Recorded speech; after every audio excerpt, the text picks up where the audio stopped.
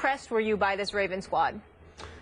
Stephen A., I was extremely impressed because I thought it was ultimately a tribute to the Baltimore Ravens' character, its guts, its heart, backbone, tradition, to survive that game against its arch rival on its arch rival's field in a big primetime Thursday night game without one of its key leaders, Terrell Suggs, and remain afloat for the season, to save its season. Because I've told you before, I've said it twice this week, if Baltimore could survive this game, the schedule to me, and I know every NFL schedule, it's hard to say they're easy, but it gets way easier.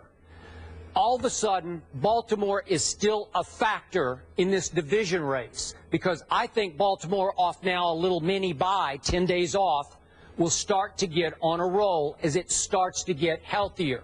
So my point is that last night, with only two healthy weapons that in the end were no longer healthy, the great Steve Smith Sr. did not play in the fourth quarter and overtime after Timmons hit him in the back with the helmet. Obviously, Steve Smith misidentified exactly which opponent hit him in the back. He thought it was Mitchell, but it was Timmons, and he was lost for the rest of the game. Campanaro, who made the most spectacular play of the night to score Baltimore's first touchdown, was lost for the back half of the fourth quarter in overtime. Crockett Gilmore, who's become Flacco's favorite target this year other than Steve Smith, couldn't go last night with a calf injury. And obviously that Brashard Perriman that they drafted in the first round this year, the big stud receiver out of Central Florida, just had arthroscopic knee surgery. So he's gone. So you're down to, you don't even have your left tackle. Eugene Monroe is still out with a concussion. So your backup is in there. Your primary target in money time last night was Kamar Aiken, who made the catch of the game because Flacco made the throw of the game late to save it and set up the field goal that took them to overtime. Really? Kamar Aiken, who's bounced around to Buffalo and New England? That's all you got? Undrafted? Really? That's all you got? Because that was pretty much it. You're throwing to Max Williams, rookie tight end, 21 years old out of Minnesota? Really?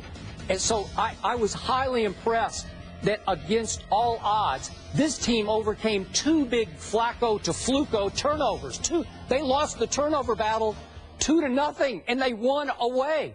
They went for it with the fake field goal on fourth down and blew that. Then they went for it another fourth down. Flacco tried to sneak it, and they blew that. Think of all their blunders. I could get just as worked up over how Baltimore almost blew the game to Pittsburgh. I could make a case that they made more mistakes to blow the game than even Pittsburgh did, though in the end, the quote-unquote fatal mistakes, football-wise, were made by the Steelers. But look at what they overcame to get out of there alive, barely alive, with a W, and look out now for the Baltimore Ravens because here they come. Well, Skip, I respect your position, and obviously we're talking about the Baltimore Ravens here, so everybody knows that from a fact-based perspective, you're absolutely right.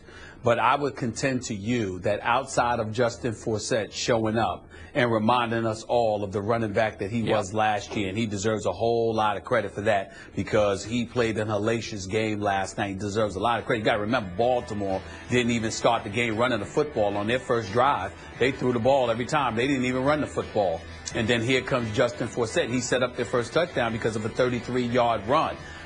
There was still the fake field goal, obviously, that flopped. There's no question about that. There was also an interception from Flacco to Cockrell. There was a fumble recovery on the part of Cockrell as well, who made a difference last night for the Steelers. But in the end, Skip, I have to tell you, without denigrating the Ravens in any way, because they just reminded us all of the character that they had in that franchise, on that football team, from Newsom, to Harbaugh, right on down, even without T. Sizzle and, Ray Lewis, who retired a couple of years ago, and everybody else. The reality of the situation is that I think that this is more so about the Steelers losing than about the Ravens winning. Really? The Steelers gave it. I really feel that way. I really feel that way because, to me, Joe Flacco didn't have one of his greatest games. He only threw for 189 yards. He was 20 of 33. There was nothing spectacular about his performance, even though he made a couple of key throws, which he always does, particularly in Pittsburgh. You know, Steve Smith ended up going out. Aiken caught a touchdown pass. That was really good to see because you're seeing somebody other than Steve Smith Sr. stepping up, and we get all of that. But the Steelers were up 20-7. Baltimore did pull within 20-14 and then ultimately 20-17, but that was prior to botching, that fake field goal attempt because, they put themselves in a really precarious position. And you got to remember that the Steelers got the football, with 2 minutes left and still had a chance to ice the game. And then Scooby-Doo ultimately ended up missing a field goal yet again.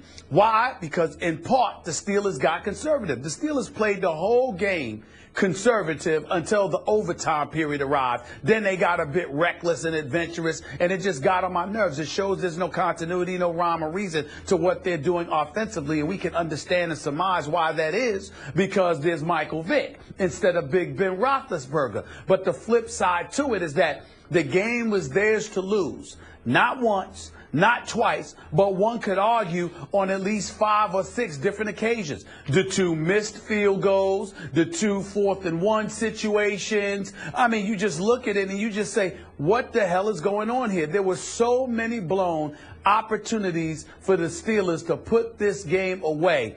And it's shameful that they ended up losing in this fashion. They should have won it. They gave it away multiple times. And I personally think this is going to cost the Steelers. This could cost the Steelers big time. Really. Okay, but one quick point of order. I'm no Flacco fan, but who was he able to throw to last night? How could the fact that he had whatever you said, 189 yards? Whoever's how open. Do that? Whoever's open. Well, Whoever's open. Nobody. Well, I can't say that. Aiken got open. Justin Forsett was running the football, and more importantly than anything else. Again, how many times do I have to repeat myself? I am not enamored with the Steelers' defense. There's nothing intimidating about them. Wow. There's nothing about them that really listen, it's getting better compared to what it was, but it still has a lot of work to do. There's nothing intimidating about the Steelers' defense whatsoever. They showed up yesterday and played relatively well, but what you going to do, give them an A or a B when they gave up 150 yards to a guy that wasn't even averaging 3.5 yards a carry coming into this game this season? Let's call it what it is. The Steelers were okay. They did a decent job, but there's nothing spectacular about this defense right now. Okay, but bottom line, would you agree with me that ultimately Michael Vick wasn't good enough to win that game for the Pittsburgh Steelers?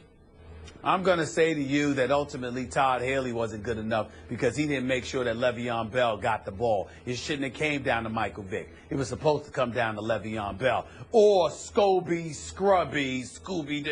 It was supposed to come down to one of those two, and it didn't.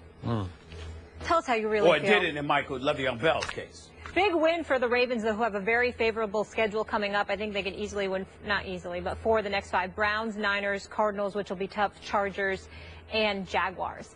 Coming up, we'll get into this Sunday's Cowboys-Saints matchup. And speaking of the Cowboys, take a look at this photo that Orlando Scandrick sent us of his knee. He was on his way to Bristol yesterday when his trainers told him he couldn't get on the plane because, unfortunately, his knee flared up. But he's still going to give us a call later in the show. More on the Cowboys and Saints. That's coming up after the break. Story would have been good enough. We need to see that picture.